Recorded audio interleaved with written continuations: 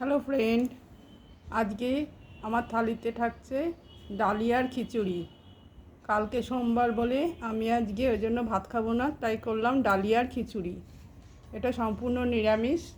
এর মধ্যে বিভিন্ন রকম সবজি থাকছে, গাজর, আলু, পটল, বিনস, আদা, কাঁচা লঙ্কা, এই দিয়ে আমি করে ফেললাম ডালিয়ার খিচুড়ি।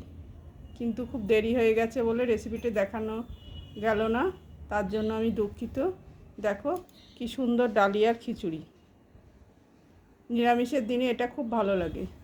যদি আমার রেসিপিগুলো ভালো লাগে তাহলে অবশ্য করে লাইক করবে, কমেন্ট করবে, শেয়ার করবে, তাহলে আমি অনেক অনেক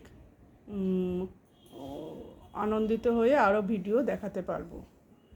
আজকে আমার রেসিপির মধ্যে রইল শুধু ডালিয়ার খিচুড়ি, আর তাছাড়া এমনি ভাত, মাছের ঝোল সেগুলো হবে আলাদা, কিন্তু এই আইটেমটা স্পেশাল যারা কালকে উপোস করবে তাদের জন্য।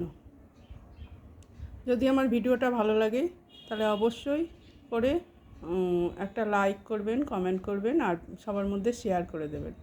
আর কেউ যদি কোনো রান্না যদি মনে করেন আপনারা নেবেন, তাহলে আগের দিন আমার নাম্বারে যোগাযোগ করবেন, যোগাযোগ করে জানাতে পারেন।